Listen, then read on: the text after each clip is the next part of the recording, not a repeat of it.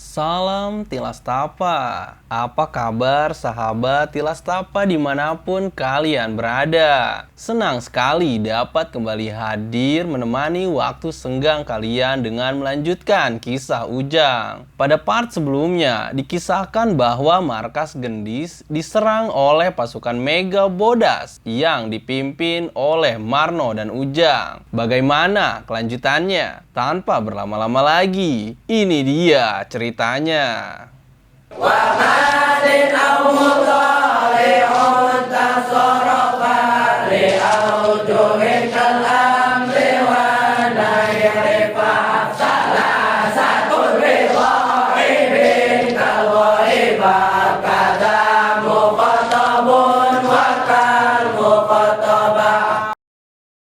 Mendapatkan tinju keras dari Ujang, kini Gendis terluka parah. Ia diamankan oleh satu pasukannya. Gendis muntah darah, nafasnya sesak tersengal-sengal akibat luka dalam yang bisa saja menewaskannya. Nasib Gendis masih mujur. Pukulan Ujang tak mengenai jantungnya. Melihat kegarangan Ujang, pasukan Gendis sedikit jiper. Tapi Gendis berteriak untuk terus melawan sampai titik darah penghabisan. Ujang yang berdiri di hadapan mereka meraung seperti jurig yang haus darah. Matanya yang berwarna biru makin pekat bercahaya. Ini menandakan kalau sihir datuk sedang mengendalikan Ujang. Pasukan Gendis tak tinggal diam. Mereka mengangkat busur panah dan mulai melayangkan beberapa anak panah ke arah Ujang. Ia pun menghindar dengan gerakan cepat. Jelek! Satu anak panah berhasil menancap tepat di lengan kanan Ujang. Namun edannya, luka tusukan anak panah seperti tak mempan di badan Ujang. Meskipun menembus kulitnya, anak panah itu mampu dicabut oleh Ujang tanpa rasa sakit sedikit pun. Kemudian Ujang berteriak pada Marno yang dari tadi cuma melongo melihat Ujang ngamuk. "Marno, cepat serang mereka!" Kemudian Marno mulai menyerang mereka dengan sisa pasukan yang masih hidup. Rupanya Ujang mengincar Gendis yang dibawa lari untuk diselamatkan.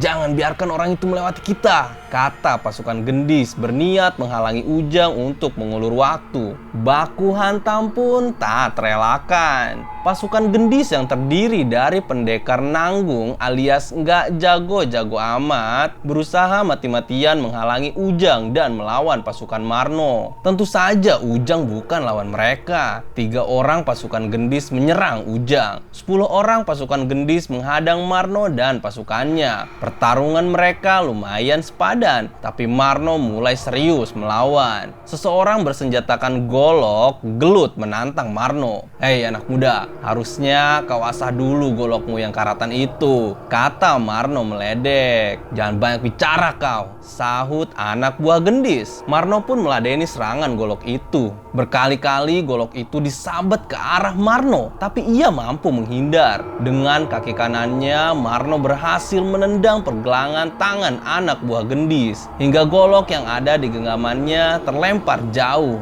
"Sekarang giliranku menyerang." Marno memukul kepalanya. Anak buah Gendis tersungkur. Lehernya langsung dipiting sampai tak bisa bernafas. Seketika lawan Marno itu tepat. Sementara itu, 4 orang lainnya sedang berhadapan dengan Ujang. "Menyingkirlah sebelum kutebas kepala kalian berempat," gertak Ujang. Tapi mereka nekat menyerang dengan senjata masing-masing. 2 orang menyerang Ujang dari belakang dan melilitkan tali tambang ke leher Ujang. 2 orang lainnya memukul kaki Ujang dengan balok kayu. Prak! Ujang tersungkur. Kemudian Ujang digulung menggunakan tali tambang hingga sekujur tubuhnya berhasil diikat oleh 2 orang yang memegang tali itu. Ujang meraung meluapkan amarah.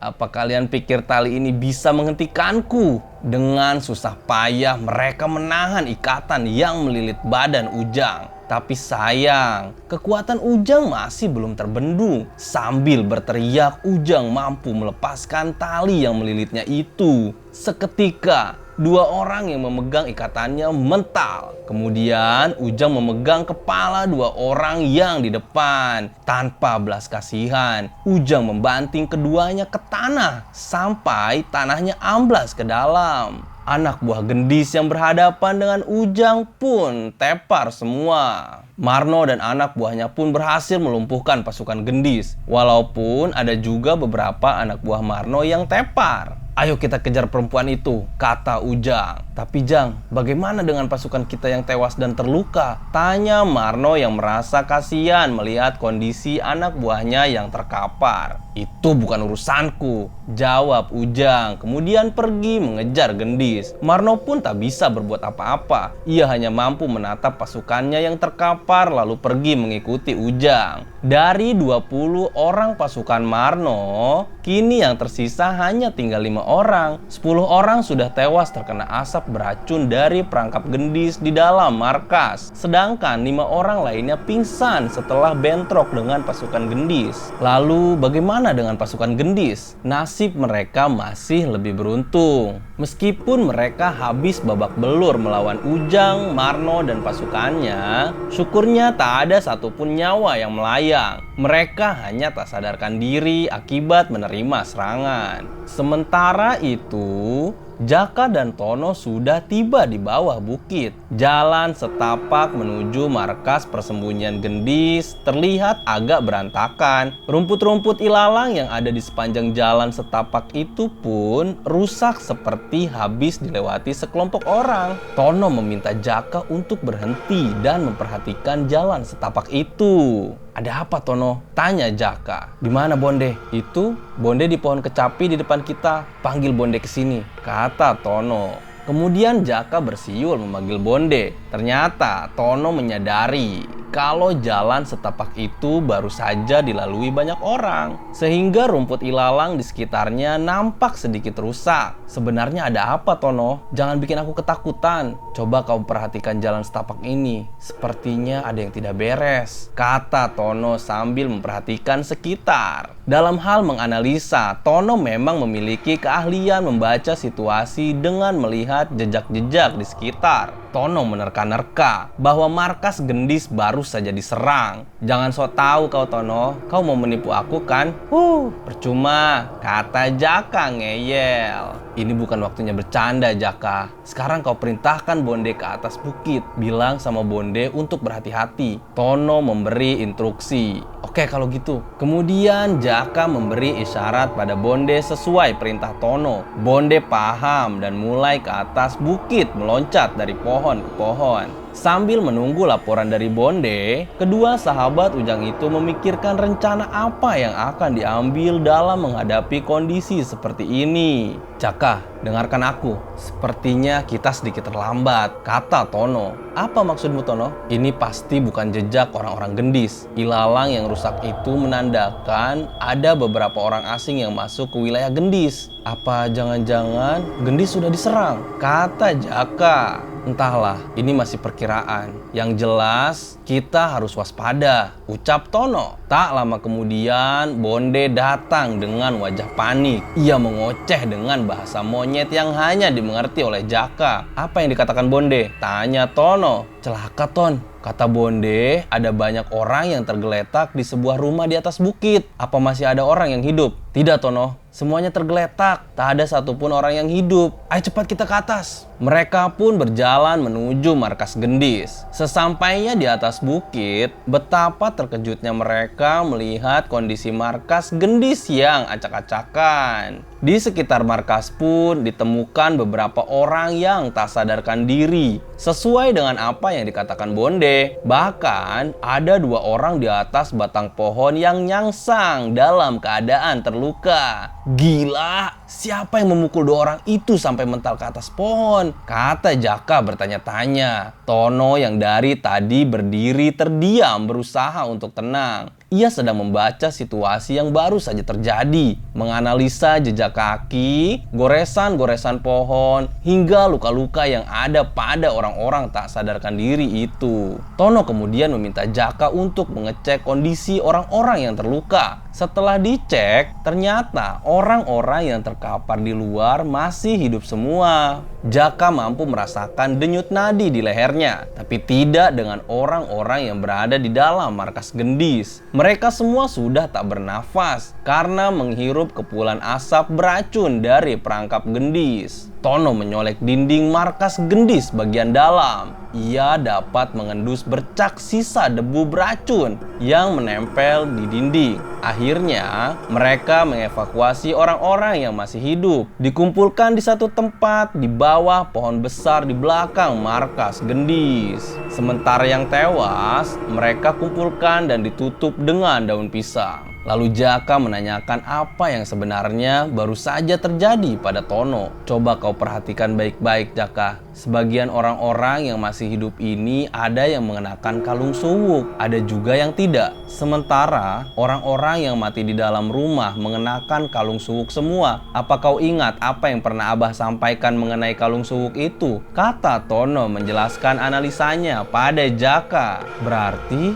mereka adalah orang-orang Megabodas? Tanya Jaka. Benar sekali. Dan orang-orang yang tidak mengenakan kalung suwuk itu adalah orang-orang Gendis. Tak salah lagi, Megabodas baru saja menyerang markas Gendis. Haha, analisa Tono sangat-sangat epik. Ia menjelma menjadi pengatur siasat dalam misi ini. Ibarat tim sepak bola, Tono memang digembleng oleh Abah untuk menjadi seorang playmaker atau pengatur permainan. Dia memiliki insting yang lebih tajam dari Jaka ataupun Ujang. Meskipun gagal menaklukkan Bonde saat diuji oleh Abah, nyatanya kegagalan waktu itu merubah Tono menjadi manusia yang lebih awas dan peka. Di bawah tangan dingin Abah, insting Tono berhasil dipertajam hingga ia mampu membaca situasi seperti sekarang. Kelak, dia akan menjadi pengatur siasat bagi Ujang untuk mengarungi petualangan panjangnya. Oh, sepertinya masih terlalu cepat membicarakan hal itu sekarang.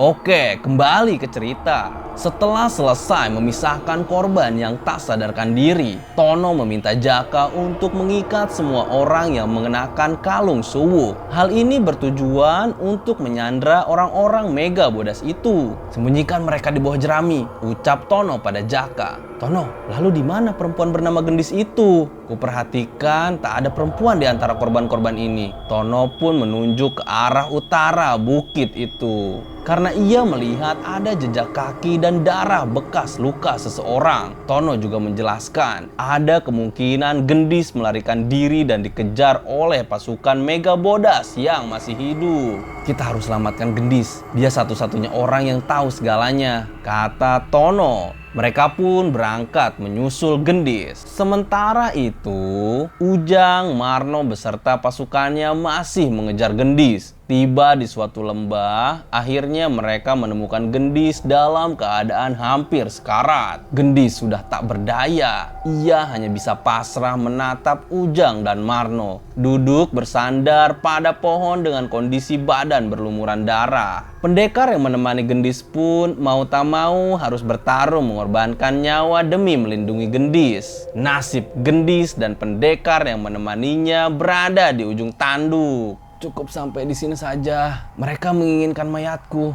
Cepat lari, selamatkan dirimu, ucap Gendis pada si pendekar. Tidak, Gendis. Kita sudah sejauh ini berjalan bersama. Tak mungkin aku lari meninggalkanmu. Kemudian Ujang maju mendekati mereka. Mengharukan sekali pertemanan kalian. Sudah hampir mati saja, kalian masih bisa saling bela. Kalau begitu, aku akan membunuh kalian berdua dengan cara paling sadis. Sebagai penghormatan atas pertemanan kalian, kata Ujang dengan tatapan mata birunya yang sangar. Kemudian Marno mengeluarkan sebilah pedang dan melemparkannya pada Ujang. Cepat habisi mereka, Ujang. Selesaikan pertarungan ini lalu pulang. Dengan senang hati, Tuan, jawab Ujang mengiyakan perintah Marno. Dengan kecepatan kilat, Ujang berlari menyambarkan pedangnya ke arah Gendis dan pendekar itu. Trang! Tiba-tiba pedang yang digenggam Ujang terlepas akibat sambaran pisau yang datang secara misterius. Tiba-tiba, jreng-jreng, Jaka dan Tono pun muncul di hadapan Ujang. Hahaha. Rupanya pisau itu adalah milik Tono. Kira-kira apa yang akan terjadi pada tiga sahabat yang sama-sama berguru pada Abah Gufron itu? Simak kisah selanjutnya minggu depan. Terima kasih untuk kalian yang sudah nonton video ini. Dukung terus channel ini dengan like, share, komen, dan subscribe. Salam Tilas Tapa.